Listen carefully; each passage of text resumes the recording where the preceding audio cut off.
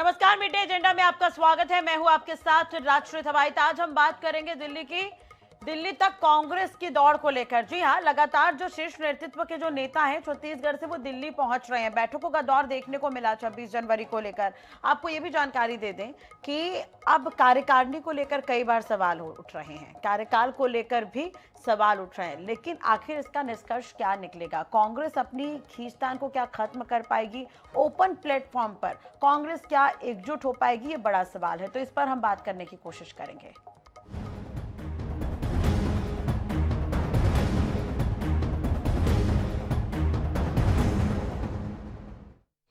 चलिए बात करते हैं कार्यकारिणी का और कार्यकाल और कश्मकश। जी हां, दिल्ली में आयोजित कांग्रेस की अहम बैठक में शामिल होकर लौटे प्रदेश कांग्रेस अध्यक्ष दीपक बैज ने संगठन को लेकर बड़ा बयान दिया है। अब रायपुर पहुंचने के बाद दीपक बैज ने कहा कि प्रदेश कांग्रेस की नई कार्यकारिणी का गठन 31 मार्च तक हर साल में किया जाएगा। दीपक बैज ने स्पष्ट किया कि नई कार्यकारिणी में करीब 50% नए चेहरे शामिल होंगे। उन्होंने साफ शब्दों में कहा कि जो कार्यकर्ता और पदाधिकारी काम करेंगे वही संगठन में रहेंगे, जो काम नहीं करेगा उसे बाहर का रास्ता दिखा दिया जाएगा। पीसीसी चीफ दीपक बैज ने बताया कि दिल्ली में कांग्रेस संगठन महामंत्री केसी वेणुगोपाल ने 13 राज्यों के प्रदेश अध्यक्षों और प्रभारियों के साथ विस्तृत बैठक ली। इस बैठक में संगठन सृजन, नियुक्तियां, जिला कांग्रेस अध्यक्ष, ब्लॉक अध्यक्ष और उनकी कार्यकारिणी को लेकर चर्चा की गई। बैज ने यह भी बताया कि नई प्रदेश कांग्रेस कार्यकारिणी के गठन के लिए समय सीमा तय कर दी गई है। अब 31 मार्च तक नई कार्यकारिणी बनाने का स्पष्ट जो टास्क है वो दिया गया और 1 महीने के भीतर इस पर प्रगति रिपोर्ट देने के निर्देश भी मिले हैं।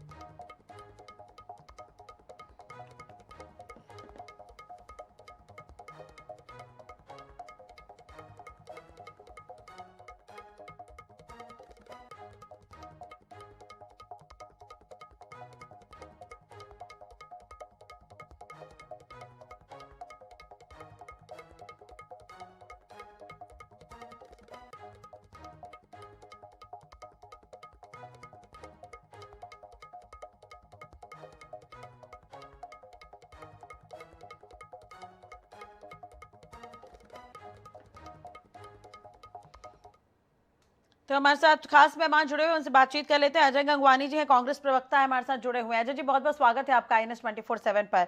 सबसे पहले तो मैं आपके पास ये आना चाहूंगी, देखिए मध्य प्रदेश से भी शीर्ष नेतृत्व जो है लगातार दिल्ली पहुंच रहे हैं, छत्तीसगढ़ से भी जो शीर्ष नेतृत्व है कांग्रेस का वो दिल्ली पहुंचा, क्या कुछ रहा उस दौरान? देखिए राष्ट्रीय किसी भी संगठन को मजबूत करने के लिए लगातार बैठकें होती हैं। केंद्रीय नेतृत्व के साथ दीपक बैज जी गए थे, उनके अलावा 13 अन्य प्रदेश अध्यक्षों को बुलाया गया था।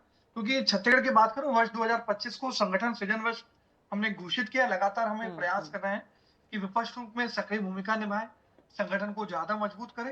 हाँ। और जो दीपक बैज जी के बयान स्पष्ट उससे है, किसी संगठन में जो अच्छे से काम करता है, ईमानदार और समर्पित कार्य करता है, संगठन को मजबूत करने के लिए फील्ड पे लगातार काम कर रहा है, उसको पुरस्कार के रूप में आगे उसका विस्तार किया जाता है, उसको ज्यादा बेहतर जिम्मेदारियां दी जाती है। और ये किसी संगठन की नैसर्गिक प्रक्रिया है कि वो व्यक्ति अगर जिम्मेदारी का निर्वहन नहीं कर रहा है तो उसको बाहर का रास्ता दिखाई दे जाएगा। ये बात कांग्रेस या भारतीय जनता पार्टी की नहीं है, किसी भी राजनीतिक संगठन में लगातार परिवर्तन। दूसरी महत्वपूर्ण बात है, हमारा ये प्रयास है कि कोई भी संगठन हो, सीनियर नेताओं का मार्गदर्शन, युवा नेताओं का जोश उत्साह, इन दोनों का जो समन्वय संतुलन है, तो कोई भी संगठन बेहतर ढंग से काम कर रहा है। लगातार देखिए, हम चाहे जिलाध्यक्ष की बात करो, एक पूरी लोकतांत्रिक प्रक्रिया के माध्यम से दिल्ली की टीम आई, उन्होंने एक रिपोर्ट बनाई, कार्यकर्ताओं के बीच गए और पूरे जो सही जिम्मेदार ढंग से संगठन को मजबूत करने के लिए जिलाध्यक्षों की नियुक्ति की गई, लगातार ब्लॉक अध्यक्षों की नियुक्ति की जा रही है। हम ये प्रयास कर रहे हैं कि पूरी लोकतांत्रिक प्रक्रिया से एक पूरी ब्लूप्रिंट, एक पूरा रोड मैप देके संगठन को ज्यादा किस ढंग से मजबूत उभार सकते हैं, इसका प्रयास कर रहे हैं।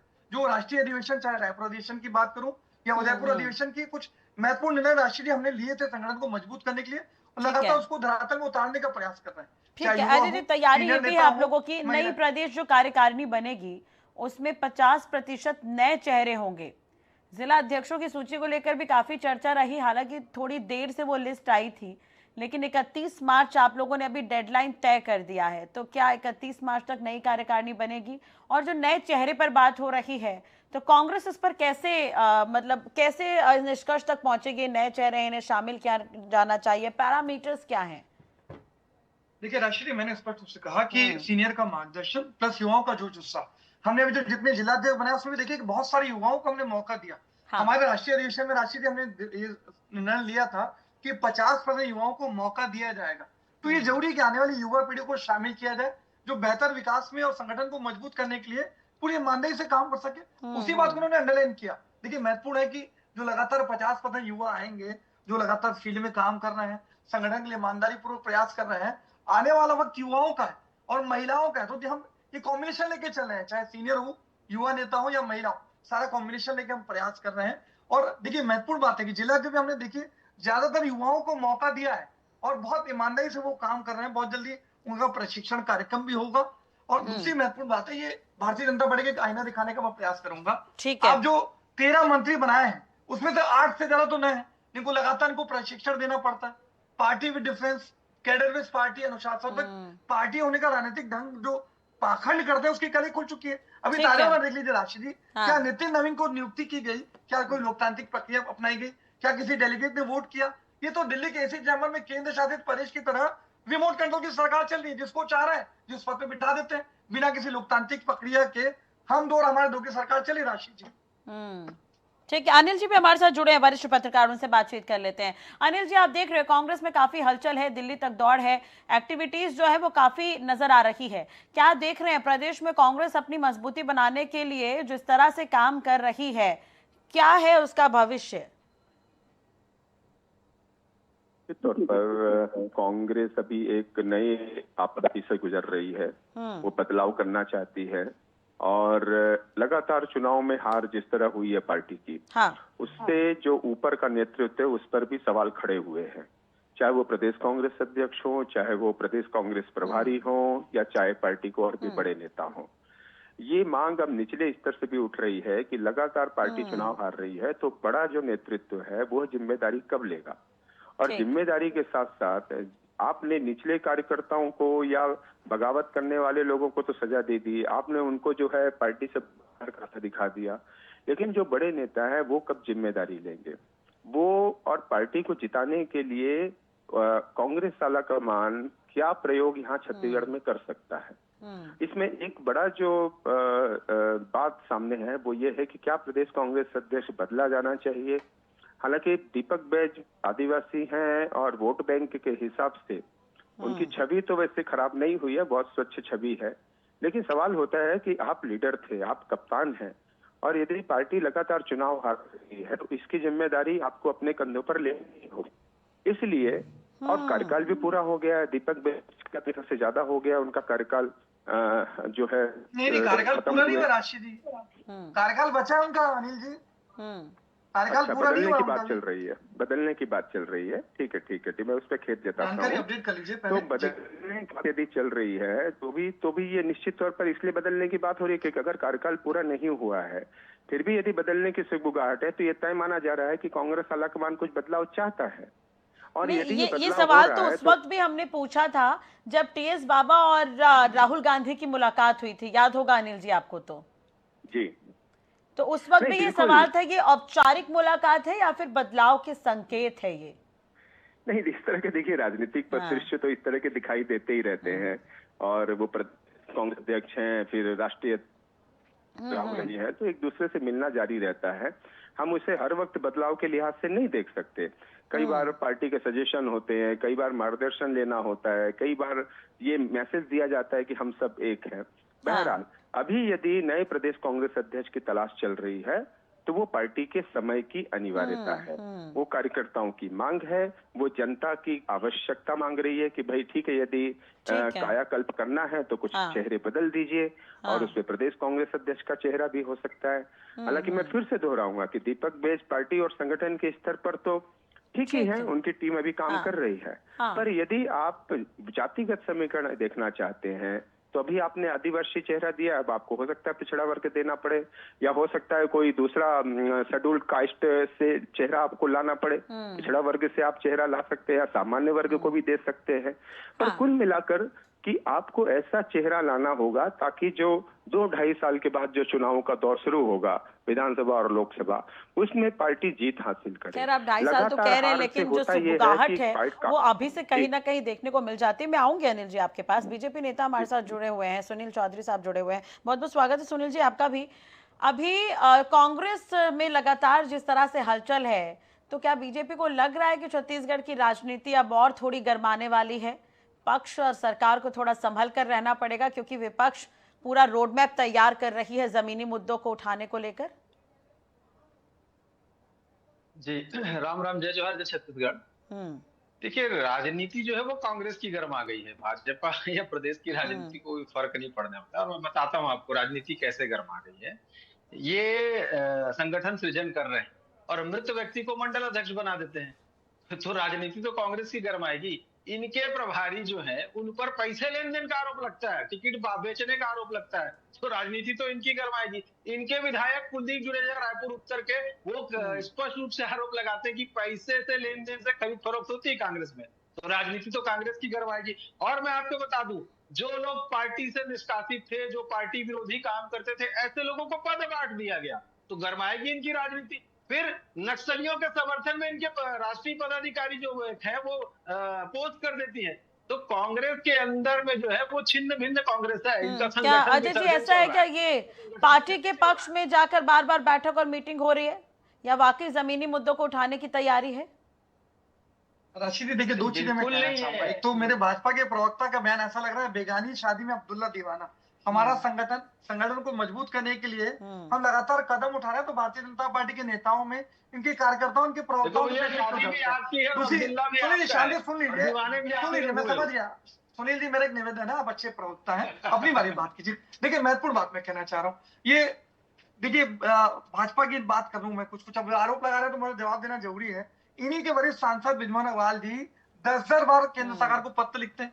आप ही के बिजमोहन अग्रवाल वर्सेस गजेंद्र यादव की लड़ाई पूरा छत्तीसगढ़ लगातार देख रहे हैं। अब वरिष्ठ आदिवासी नेता की बात करूं, ननकी राम कंवर लगातार एक खुद कह रहे हैं कि छत्तीसगढ़ में सरकार नाम की कोई चीज नहीं है। कलेक्टर के प्रशासन के विरोध में लगातार वो जमीन पर उतरते हैं तो रायपुर में उनको हाउस अरेस्ट कर दिया जाता है। रवि भोगा जब भ्रष्टाचार कमीशन पूरी की बात करते हैं तो उनको साइडलाइन करके बाहर का रास्ता दिखाया जाता है। इन्हीं के भूपेंद्र संबंधी खुलेआम 3% कमीशन मांगते हैं सीएसआईडीसी में। 400 कार्यकर्ता धमतरी में आज दीवार पे जिला कार्यालय में इनके इस्तीफे चिपका दे रहे हैं। ठीक है, जवाब सुन लीजिए। हाँ, चौधरी से जवाब सुन लीजिए अब। हाँ, देखिए, महत्वपूर्ण, राज्यपाल को भाजपा की बैठकें लेनी पड़ती है, विधानसभा को सचिव को पत्र लिखना पड़ता है, विद्वान को 10 पत्र लिखने पड़ते हैं, और ऐसी पार्टियों पे आरोप लगा रही है। बात को समझे कि भ्रष्टाचार में आपकी सरकार के मंत्री जेल में है, आपके लोग जो है हत्याओं में जेल में। सुनील जी, मैं तो पूछना चाहता हूँ, स्काउट गैंग में 15 करोड़ का घोटाला किसने किया? गजेंद्र यादव बिजनौर की लड़ाई पूरा छत्तीसगढ़ देख रहा था। तो कांग्रेस पार्टी है, ये तो दिख रहा है। आप दंतेवाड़ा के एक ही नाले पे 3 पुल बिना उसके टेंडर के, बिना प्रशासन की अनुमति के, बिना बजट पालन के बना देते हैं। आप देखिए, स्वास्थ्य घोटाला जारी है। आज मुख्य कॉर्पोरेशन को चलती जाने भुगतान हो जा रहा है। बस्तर में एक पत्रकार की हत्या के लिए टंकी में डाल दिया जाता है। मुख्यमंत्री का भांजा मंत्रालय में भ्रष्टाचार की दुकान खोल के रखा है। आपके राजस्व मंत्री तहसीलदार उसमें कमीशन खाने का प्रयास कर रहे हैं। नहीं, लेकिन चौधरी जी अभी कह तो रहे, देखिए 50% जो है वो नए चेहरे होंगे कार्यकारिणी में, 50% नए चेहरे होंगे, और जो कर्मठ कार्यकर्ता हैं उन्हें मौका मिलेगा। आपको ऐसा नहीं लगता, अगर कांग्रेस अपने आप को और मजबूत कर ले, जिस तरह से कांग्रेस अभी से प्लानिंग वगैरह कर रही है, आने वाले चुनाव में इसका फायदा मिल सकता है पार्टी को, या जो चुनावी टक्कर रहेगी वो दिलचस्प रहेगी? राजश्री जी, इतने सालों में नेहरू गांधी परिवार से बाहर नहीं निकल पाए, कौन से नए लोग को लेकर के आगे लोग राष्ट्रीय स्तर पे खड़गे जी वहां पर प्रणाम कर रहे हैं, मुझे तो इन्होंने ही बनाया है। और मोदी जी कहते हैं कि माननीय नितिन नवीन जी अध्यक्ष मेरे पास है। ये बेसिक चौधरी ने देखिए, ओवर कॉन्फिडेंस ठीक नहीं है वैसे, लेकिन अगर तैयारी हो रही है उस पर भी तो गौर करिए थोड़ा कांग्रेस की। पूछिए, राष्ट्रीय नितिन नवीन की नियुक्ति कौन किया? कोई लोकतांत्रिक प्रक्रिया पालन किया गया कि मोदी जी अमित शाह हमारी प्रक्रिया जो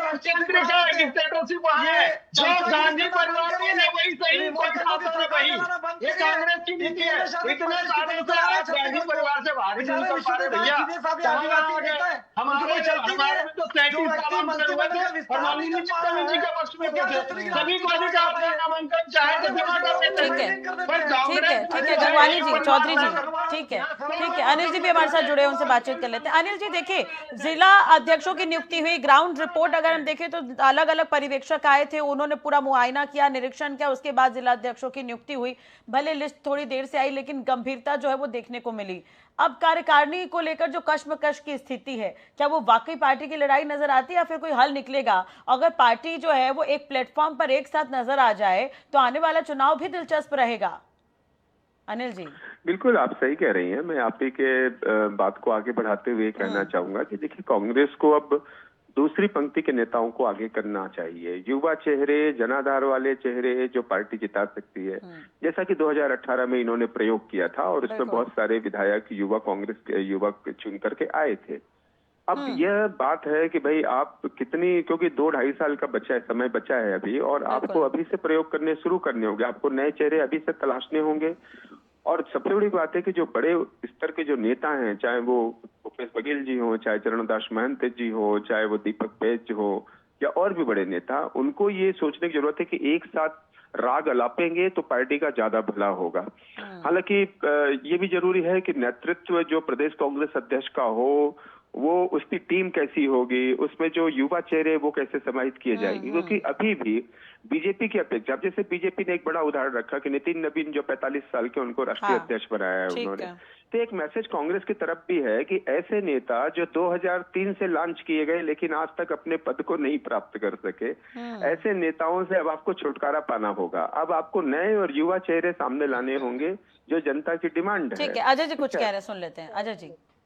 तो जेपी नड्डा जी का कार्यकाल कब से खत्म हो चुका था, लगातार आपसे खींचतान और गुटबाजी के चलते। अनिल जी बात आ गई आपकी, हाँ, मैं महत्वपूर्ण बात स्पष्ट कर दूं आपके चैनल पे।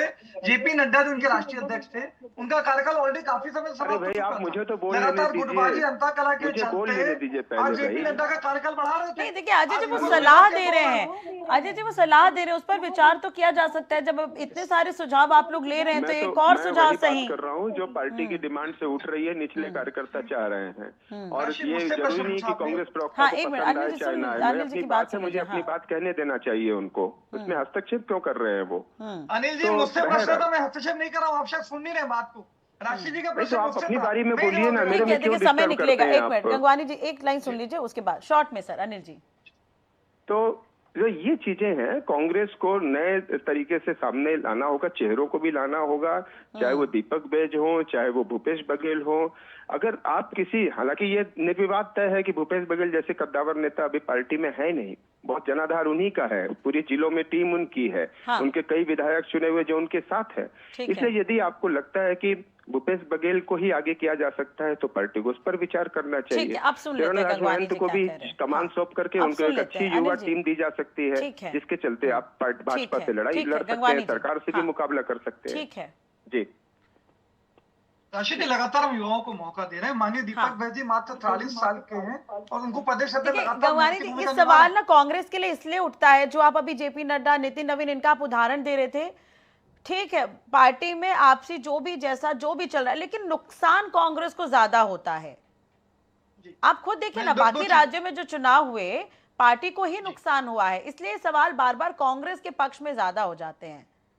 जी देखिए, दो चीजें मैं स्पष्ट कर दूं। हमारे जो प्रभारी है सचिन पायलट जी, एक युवा नेतृत्व तो लगातार हमारा मार्गदर्शन कर रहा है। उनके नेतृत्व में कांग्रेस पार्टी लगातार सक्रिय विपक्ष की भूमिका निभा रही है। दूसरी महत्वपूर्ण बात मैं कह रहा हूँ कि लगातार दावे कर रहे हैं। मैं तो पूछना चाहता हूँ कि अजय चंद्राकर, अमर अग्रवाल, धर्मलाल कौशिक, राजेश मूणा, रेणुका सिंह, लेकिन देखिए सरकार तो अभी बीजेपी की है ना, नुकसान किसको हुआ?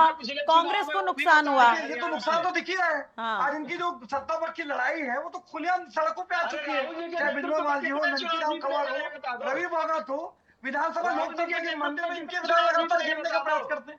भैया जो कुर्ता जैकेट सिलवा के शपथ लेने के लिए तैयार खड़े थे, उनको तो बाहर करा। भ्रष्टाचार की जमीनी लगातार जो गुटबाजी छत्तीसगढ़ है वो राहुल गांधी जी के सामने आ चुकी है। मेरे मित्र करारी हार लगातार हो रही है, लेकिन अभी तक नए को लाएंगे, कौन से नए को लाओगे भैया? भाजपा की स्थिति क्या है? कौन से नए को लाओगे? आप लोग तो देवी संज्ञा, बरात के घोड़े, लकड़ी के घोड़े, नाचने वाले घोड़े, और चरणदास महंत जी ने कह दिया चमचे।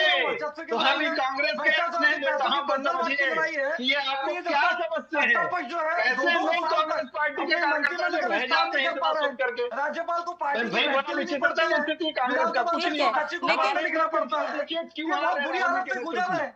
जो मैं तो कहना चाह रहा हूँ, ये जो घमंड और अहंकार है, इससे बच हमारी ये बुरी हालत है कि पूरे देश में हमारी। चौधरी जी, आप एक चीज आप भी देखिए, ऐसा ना हो कांग्रेस को फायदा हो जाए। जो पार्टी में अभी जो चल रहा है, चिट्ठियों का फायदा कांग्रेसी ना उठा लें। देखिए ये भी तो हो सकता हमारे है। यहाँ पर जो चिट्ठियों की बात ये कह रहे हैं स्पष्टता से कि जनता के लिए आवाज उठाना एक जो है जनप्रतिनिधि का उनका हक अधिकार होता है, उनका कर्तव्य होता है, उसको वो पूरा करते हैं। अगर उनको लगता है कि कोई बात है तो रखते हैं। यहाँ पर जो कांग्रेस में तो डिक्टेटरशिप है। राहुल गांधी जी कह दिए खड़गे जी बैठ जाओ तो खड़गे जी बैठ जाओ, खड़गे जी उठ जाओ तो उठ जाओ। ये कांग्रेस में चलता है। वही छत्तीसगढ़ में था, भूपेश बघेल जी जब तक मुख्यमंत्री थे। नहीं, अगर कांग्रेस तैयारी कर रही है तो बीजेपी ये मानकर चल रही है कि कोई फर्क नहीं पड़ेगा। कांग्रेस की अगर तैयारी हो रही है जमीनी स्तर से तो बीजेपी मानकर चल रही कोई फर्क नहीं पड़ेगा। चौधरी साहब, बिल्कुल कोई फर्क नहीं पड़ेगा। हम तो अपने कार्यकर्ताओं के दम पर है, अपनी पार्टी के दम पे, अपनी नीतियों के दम पे, अपने काम के दम पर है। आज किसानों के लिए काम कर रहे हैं, महिलाओं के लिए काम कर रहे हैं, युवाओं के लिए काम कर रहे हैं। अमित जी, आप इस चीज को द्विवेदी जी, अनिल जी, आप इस चीज को अच्छे से समझ पाएंगे कि इससे पहले देखिए सरकार जो रही वो कांग्रेस की रही, कांग्रेस के बाद बीजेपी आई और अभी बीजेपी की सरकार है। तो जो कांग्रेस में जो गलतियां हुई यही कारण है जनता नाराज हुई और बीजेपी को मौका दे दिया गया। अगर और नाराजगी हुई तो जनता तो समझदार है। द्विवेदी जी, इस बात को मानते हैं आप? करना चाहिए कि एक बार जब जनता उसको मौका देती है तो दूसरी बार सरकार क्यों नहीं बना पाती। 2000 में भी हमने देखा, 2003 में जोगी सरकार रिपीट नहीं हुई और फिर 2018 में भूपेश बघेल सरकार रिपीट नहीं हुई। बीजेपी, हाँ।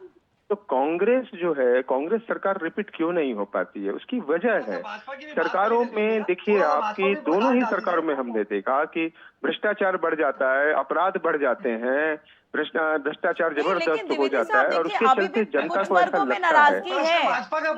आप कुछ वर्गों में नाराजगी है, आप ये भी तो देखिए, अभी कुछ वर्गों में नाराजगी है। ऐसा ना हो या तो कांग्रेस को इसका फायदा मिल जाएगा या बीजेपी को नुकसान होता है, हो सकता है, या तो बीजेपी को फायदा मिलेगा, कांग्रेस फिर से नुकसान में रहेगी। दोनों ही चीजें हैं। जो लूप होल्स है अभी से उसको भरने की आवश्यकता नहीं नजर आती। द्विवेदी जी, आपको, आप मेरे से बात कर रही हैं, मेरे को बता रही हैं? अनिल जी, आपने कहा ना कि नहीं, बिल्कुल मैं उसी बात पर आ रहा था कि और देखिए जब आप इस तरह का मैसेज होता है जनता का, एक बार आप अविश्वास खो देते हैं तो फिर उसको हासिल करने में 5 साल लग जाते हैं आपको। लेकिन अगर 5 साल भी यदि आप वापस नहीं लौटते हैं तो फिर इसका देखना होता है कि संगठन में आपकी कमजोरी कहाँ है। कांग्रेस में साथ प्रॉब्लम क्या है, जब सरकार आती है तो वहाँ मुख्यमंत्री सब कुछ होते हैं, संगठन कहीं होता ही नहीं है। कि संगठन यदि जब पावरफुल होगा तो जाहिर सी बात है एक पार्टी का ढांचा चरमराएगा नहीं, कार्यकर्ता हताश नहीं होगा, उसको सही सरकार में सही व्यक्ति को सही पद मिलेगा, वफादार लोगों को उसमें आगे बढ़ाया जाएगा। और ये सब चीजें जब नहीं होती हैं तो आप सरकार चली जाती है और उसके बाद आपका संगठन चरमरा जाता है। एक तरफा नहीं चल सकते। अगर वर्ग नाराज हो रहा है तो उसे आने वाले समय तक ठीक करना होगा। ऐसा ना हो कि चुनाव के समय वो नाराजगी दिख जाए। खैर, समय थोड़ा सा कम रहा। बहुत बहुत शुक्रिया आप लोगों का जुड़ने के लिए और बातचीत करने के लिए। तो कुल मिलाकर देखा जाए तो संगठन को आगे बढ़ाने के लिए कांग्रेस लगातार मशक्कत कर रही है, लेकिन पार्टी के लिए मशक्कत कर रही है या फिर संगठन के लिए या आम जनता की आवाज बनने के लिए, तमाम तरह के बड़े सवाल हैं। अब देखने वाली बात होगी कि ये जो औपचारिक मुलाकात, ये जो बैठकें हो रही है, बदलाव का संकेत है या फिर कार्यकाल जब खत्म होगा उसके बाद विचार किया जाएगा या फिर और कुछ नए चेहरे देखने को मिलते हैं, तो वक्त ही बताएगा। फिलहाल मिड डे एजेंडा में इतना ही। नमस्कार।